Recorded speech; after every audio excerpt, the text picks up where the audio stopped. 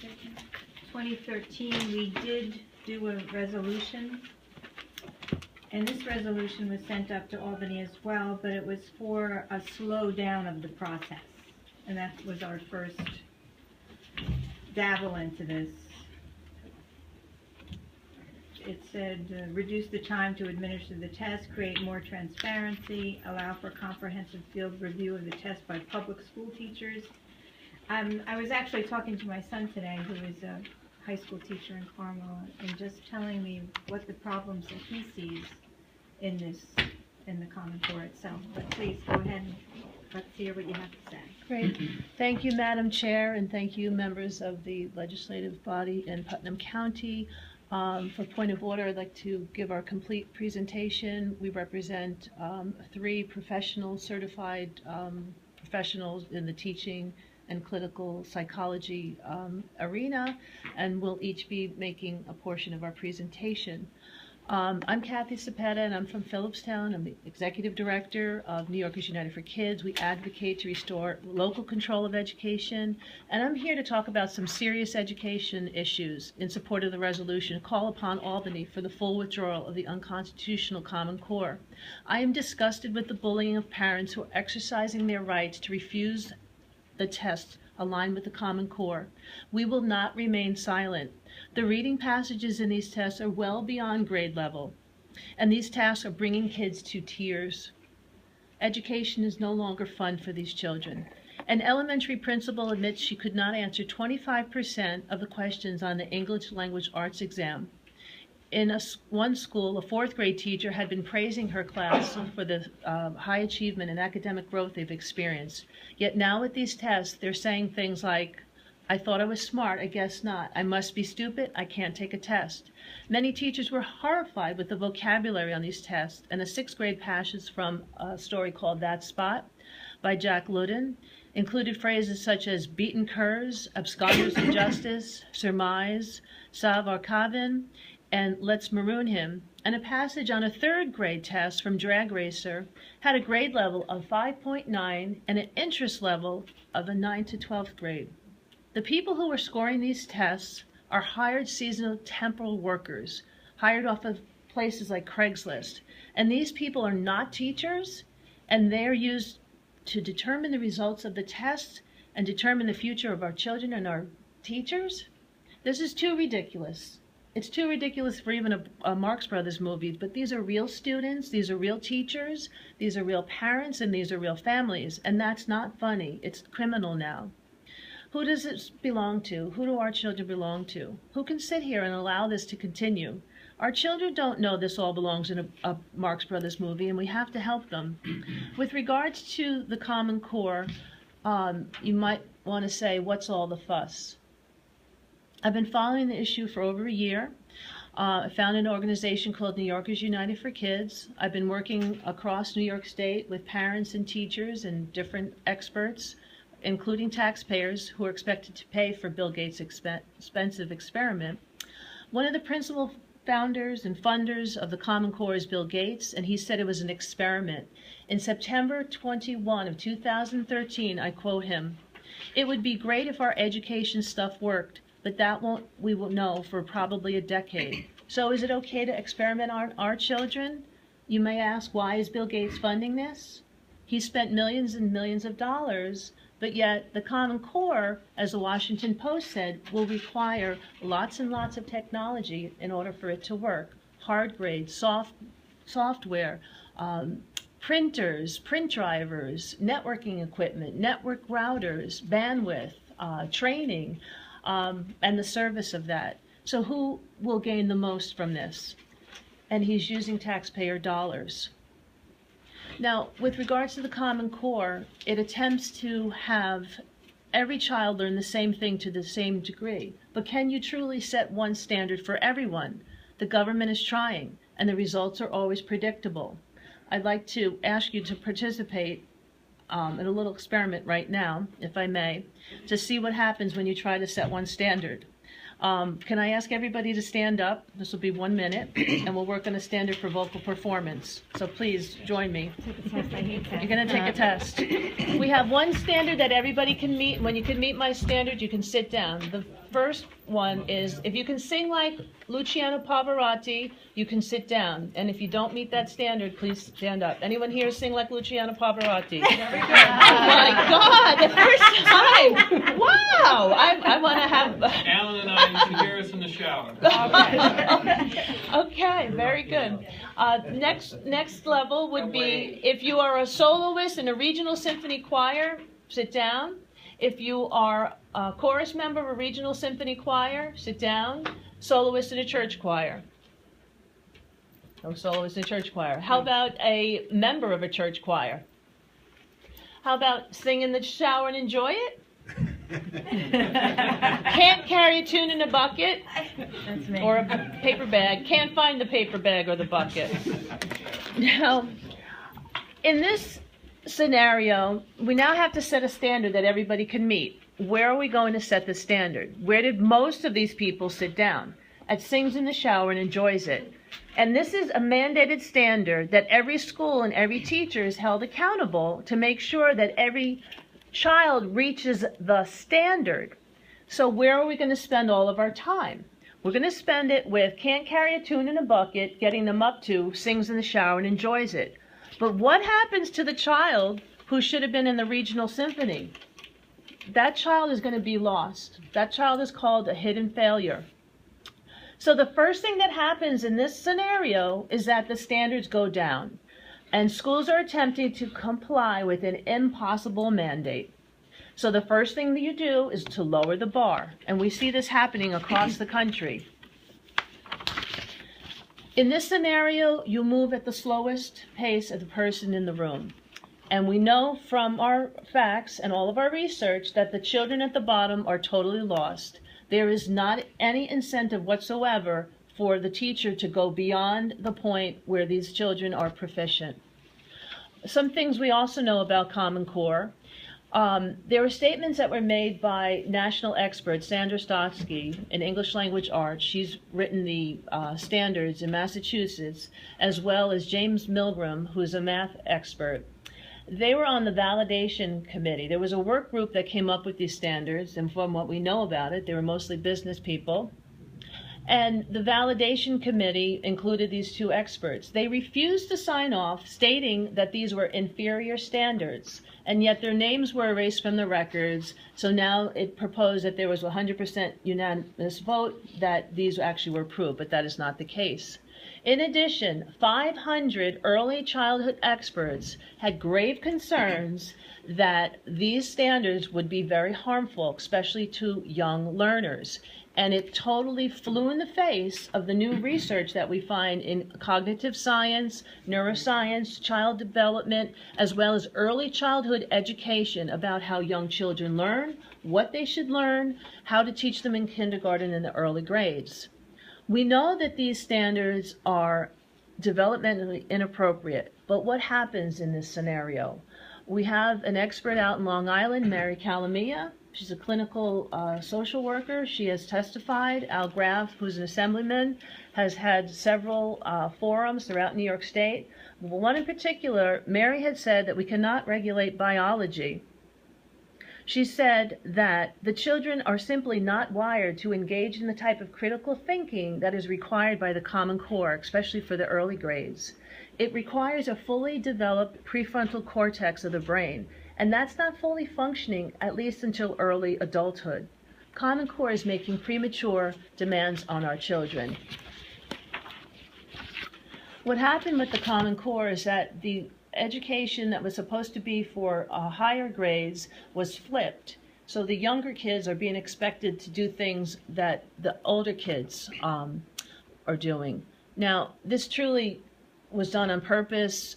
And what happens? I can tell you what happens because I've traveled throughout the state. And I'm very concerned because nobody is listening. Even on March 17th, up in Albany, we had over a dozen elected officials talking about the harmful effects of Common Core.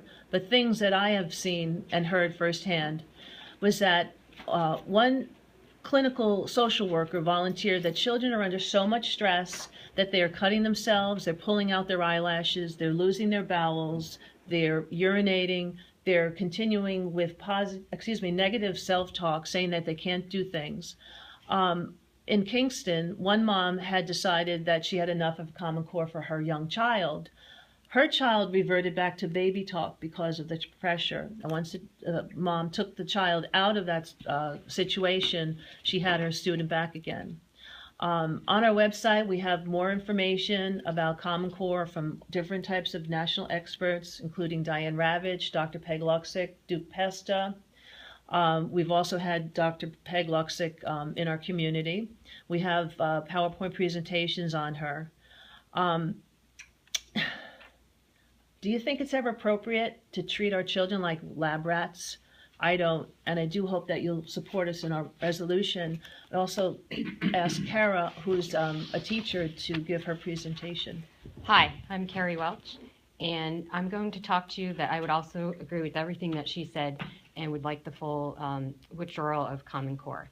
I'm an early childhood adjunct. I've been working in the field for many years, and I belong to NACE, the National Association for the Education of Young Children, who believes that children birth through age 8 have equal access to developmentally appropriate high-quality learning.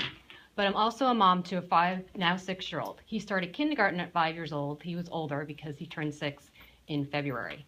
He already knew how to read. He doesn't have any learning disabilities, doesn't have any developmental delays, and isn't an ELL student. Yet he had trouble adjusting to kindergarten. I started shortly after he started kindergarten getting emails from the teacher saying he's having trouble adjusting, transitioning, he's lying down on the floor, he's getting up and he's going over to the teacher's desk and touching things, and he's not sitting still. Well, he's a 5-year-old boy. How do you expect him to sit still from 8-something in the morning till 3 o'clock in the afternoon? Really? That's the issue? Okay, so I went to the school and I watched what they did.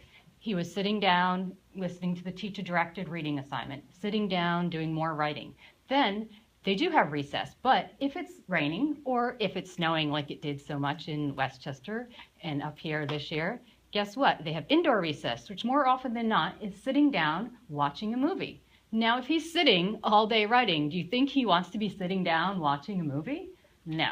And then to top it all off, they do have something that is called center time, which he loves because he learns best through hands-on learning and he gets to move around. But that's all the way at the end of the day. So if the lessons run over, do you think he gets center time? No. So then he comes home wanting to just bounce off the wall because he's been sitting all day, but he has homework to do. So I have to redirect him somehow to get him to do this Pearson's homework followed by handwriting homework that was almost every night. Now my dad, who's a retired math teacher in the Providence school system, who skipped a grade when he was younger, who's really smart, could not figure out after he tried to read the small little worksheet at the bottom where it says the directions, what they were asking him to do. It was so outside the box. And when I spoke to the superintendent of curriculum, she goes, well, maybe your dad, just didn't understand the new method. I'm like, even if he didn't understand, he could figure it out. He does Sudoku puzzles like nobody's business, crossword puzzles. He would have been able to figure it out. It's not appropriate. It's hurting our children. It's not developmentally appropriate. These standards do not measure they're not accurate, and the tests do not measure accuracy. They have biased questions. And furthermore, they basically, in boys in particular, do not get to use their physical development, and their emotional development and their social development is not being developed. Now, that's a problem, not just for boys and for girls, but boys in particular, because they just don't have the nervous system to be sitting all day, so they need that physical development. And we're talking about health here. Well, health, that's a big issue. If they're going to be sitting most of the day, how do you think they're going to be when they get older if they're not getting the physical exercise that they need that's required for children that young? I would also like to give you a quote that discusses why boys in particular are having so much difficulty with Common Core. And the girls are too, but definitely when you're starting the Common Core teaching to the test in kindergarten, it's really a problem. This is from Engaging Young Learners. If boys can't be the object in motion in their play or can't be moving an object themselves, they need to be given the opportunity to observe objects in motion. Do you think that's happening in the schools right now? And specifically, male brains need movement and tension. And sadly, the only tension that my son is getting is the tension in his heart and his head from being so upset and his self-esteem being lowered because he says he hates school and half the time doesn't want to go. Is that what we want for our kindergarten children, to already dislike school? We're not setting a really good model for him. Thank you. I'm sorry. I'm sorry for your son. It's terrible to go through that. Yeah, and he's unfortunately one of so many. My name is Kathy Zebsta. I'm a retired school psychologist and grandmother of 3, the oldest of whom is going to be going into kindergarten very soon. And I knew about, I was working when No Child Left Behind became the issue. And that changed the focus of education from let's raise children who can learn and do things rather than let's have standards and have everybody meet the standards. So the outcome of education has not become educating bright children who can look at the world and find new things to look at. It's looking at what should everyone be able to do at the end of this and how do we get them there. And the whole purpose of education is to get them to pass the test. If teachers are rated on the test and children are rated on the test, teachers are going to teach to the test. They have no options available to them. It's going to affect them in their livelihood, and it's going to affect them in their rating and how things are going. And they know that if the children do well on the test, well, they've changed a lot of rules along the way so that no one really can know what's going on. I wanted to talk about 2 things in particular. One is data mining. It's been thrown around a lot. It's collecting data points on children. And the way that it's written into the Common Core law, or into what's been assumed as a law, it's not a law. It's never been voted on by any of our representatives, but it's been given to us with monies attached to it. So the school districts took it on because this was the way to get money, and they didn't really know, none of it was written before that. The only thing that was written at the first part of it was the data mining. Your requirement is to set up a database, P, meaning preschool, 20, meaning grade 20, not 20 years old, but 12 is when you graduate high school, add 4 to that, 16 is when you graduate college, yeah, add 4 more onto that, now you're 24 years old. What kind of information is in this database that they're collecting? They're collecting your religion. Are you divorced? Do you attend a religious thing? What's your family structure like? Are you divorced? Are you separated? Are you living with someone? Who's living in the household? What are their incomes? Because it's federal and it was put into place at the same time as the Affordable Care Act, they're going to be combined into one database so that they will have available for anybody all of your personal information, all your medical information. They already have your social security number, so they have access to all your financial information.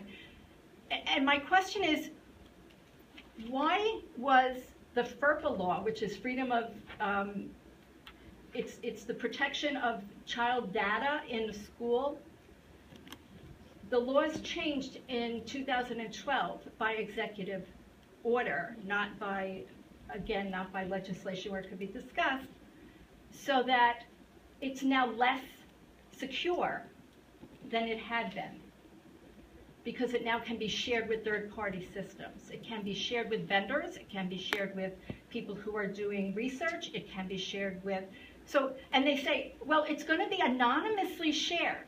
We won't put the child's name, but you will put the child's identifier from the school, and you will put their social security number, and you will put all of these other things so that you could your address is still going to be in there, and the telephone number is still going to be in there.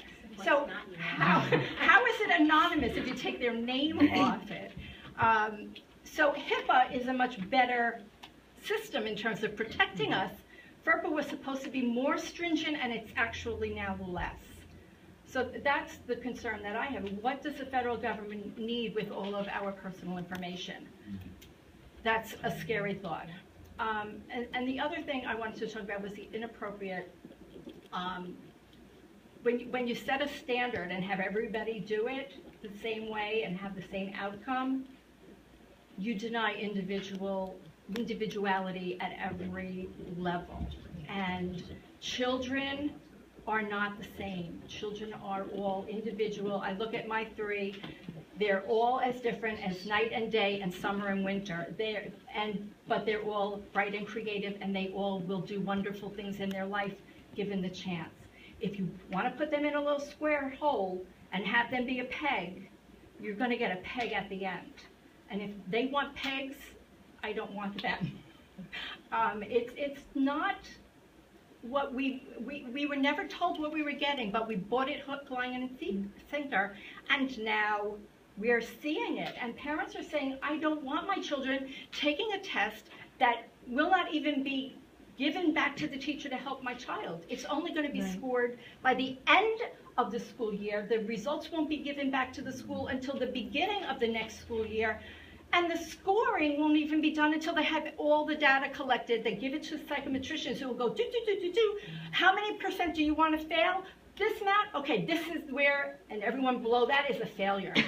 That's not how I ever taught psychometrics to people that when I was learning it. I mean, you say there's a norm. There are no norms. There's no validity to it. It's teaching something that's invalid. It's measuring something that's invalid. It's been implemented before we knew that it was reliable. And now parents are saying enough. Yeah, Parents are obviously saying there's enough. many problems with this. Jenny, do you have a question? It certainly is a very flawed curriculum that's put in place. There's a very big article in the Journal News yesterday. Interestingly enough, it states that the purpose of the statewide test is to level the playing field and to hold teachers in schools and school districts, regardless of economic advantage or academic achievement, accountable to the same benchmarks and parameters.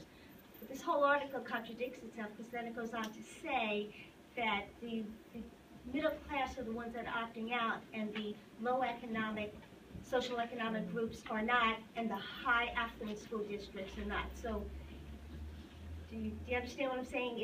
They're contradicting their own level the playing field and have everybody in the same page and give everybody the same advantage. But it's unrealistic, because everybody in reality does not have the same advantage. The social economics does have a major role in school districts, in preparation of learning and of the learning process. So to have a cookie cutter standard and say you will, you shall, but the governor, is unfair to the districts, and it's unfair to the teachers to have these mandates imposed on them, because if you're teaching in an affluent school district and you're teaching in the South Bronx, how are you both going to be evaluated in the same exact way? It's just not how it is, and it's unfair to the teachers, it's unfair to the children. Yeah, I want to thank you ladies for coming today. This is a detrimental program for anyone involved in the school community, and you've really said a lot of important things. As a teacher of 32 years at a high school, implementation of programs is so important, and this was done totally wrong, whether you like the program or not. You start gradually in the elementary and move up, and it was not done. It's just a totally detrimental program. Threats to teachers, threats to school districts, threats of loss of state aid. This is a fascist kind of situation we're looking at. The bullying of parents you talked about, which is all, and the one size fits all. In youngsters in heterogeneous and homogeneous grouping, basically, the heterogeneous is what we used to go for in our high school, and the strong students help the younger ones in a positive environment. You're not getting that. You're stifling creativity. You're stifling opportunity. The frustration you mentioned of youngsters, I see it. I'm in contact with my colleagues regularly. The frustration of teachers and students in particular, because that is the most important resource in our county. Absolutely. And it's detrimental. There's no safety net for those folks at the low end of the spectrum. I understand the GED will be eliminated. You could actually go to high school for 4 or 5 years and never graduate. That's right. I mean, the frustration level is unbelievable. The evaluations of teachers. We have a large immigrant population in the various districts throughout Putnam County. Youngsters coming in. We had one 14-year-old in Brewster High School. He'd never been to school before. He only spoke Spanish. Right. I mean, how is this teacher going to get that youngster into a position to pass these exams? In 1 year. Yeah, it's just not going to happen. It's not reality. So there's the language issue. Teaching to the test. I've taught Regents exams, Regents programs for a long time. You have to teach to the test. You eliminate some of the most important things in history because of the kinds of social engineering and reinvention of history that comes from Albany. It's very, very frustrated. You see youngsters, they come out of school, they don't understand geography, they don't know about the conflicts because they were teaching to these social issues. It's losing education. So I just want to thank you for what you had to say. And the last thing, which is kind of academic, but the cost. You know, they start out, the feds will pay for it, the state will pay for That it. was the It's hook. just like pre-K. They start out and then it's 70%, 60%, and then it's 0%. You know, evaluators coming in, paid to come in to, there's no understanding of how youngsters are people and they're not automobiles. It's not an assembly line. So I really appreciate what you're doing, and I know we have a lady that's going to be with Tony coming over in Kent in a few weeks and doing the same kinds of thing, pointing it out to the people in Kent as she did in the town of Southeast at the VFW a few weeks ago, Catherine Zerbrach, which is just critical. So thank you. And I'm sorry, Ginny, and also Kathy will be there on Thursday. Okay. At the forum. Jenny, I'm sorry, Jenny. Ginny. And the teachers associations are very actively engaging and researching this as well. And a lot of them have publicly taken stands, some of them have not, because of the repercussions that might Absolutely. occur as well. Absolutely. So it's not because they're in favor, it's just, They've been told not to speak out and, against the it. districts stand to lose money, about 5% of the children opt out, so there is a. Well, that's not actually true. It They have to have less than 95% for 3 consecutive years. Rooster's at 30%, Mary Pack is at 50%. You know, it is a big issue, and it defies the essence of education, because the essence of education is to teach children to be innovative and creative thinkers and independent thinkers. And we're going to box everyone into one arena and make them all think the same. We're indoctrinating education instead of creating a thought process as they grow into adulthood and the step of education process. This is a very, very serious issue in New York State, and it's a very serious issue for our teachers too. Because even within our own school districts, like I work at Brewster High School, we have the ELL population where we have children come in who cannot even read and write in their native language, sitting in a classroom being taught to a test when they don't even have the skills, the literacy skills. So it's an impossible test. It's just impossible. And then, teachers will you be know, credit. if you have one teacher teaching AP English and then you have another teacher teaching a self-inclusion class, how is everybody getting evaluated the same way? They're not, and that's the Well, issue. well, actually, they are, and the way that they are is that everyone is expected to make an adequate yearly progression. So they say, well, all of your class was at a 2 last year, you have to have at least so many out of 3 this year. But what about if you have all 4s? Where do they go from there? They're going to be up? Well, you're going to have 2 years in a row without anybody making any progress. You're inadequate. You're an ineffective teacher. Some of those twos stay as twos as well. Some of those They students cannot too. progress. And then you have the ones who are in self-contained classes or they're in, very Their handicapped ability is their children. ability. And they will never score a 1. No. And yet they have to continue. And those teachers are going to be ineffective just because their students. And the can't teachers that perform. you said in the fear of losing their job, I spoke to his teacher and she agreed with everything I said. She actually came from pre-K. Right. So- I'd like to address the point of funding, Madam Chair. I think it's beyond sad when throughout New York State, superintendents are more concerned about dollars Right. than the health and welfare of our children. Right. They should be putting the pressure on Albany, not onto the parents telling them that they have to take these tests. Right. On March 17th, there was a parental refusal bill that was introduced in Albany, and this is basically a law telling the schools to follow the law. Parents are the primary educators of their children, and they know them the best. And education is best when it occurs in the community closest to the home, where the parents and the school can work together to help serve the needs of the children. Okay, thank you very much. Thank you. Again, I'd like to really thank you. Yes. Could you just speak about American history for the change real quick, just one thing? The architect of the Common Core is a man by the name of David Coleman. David Coleman had tried and applied for a job as a school teacher in New York, but he could not get a job as a New York school teacher. But yet, how did he become the head of the College Board? The College Board's responsible for all those advanced placement U.S. history courses. Just a few months ago, we did a conference call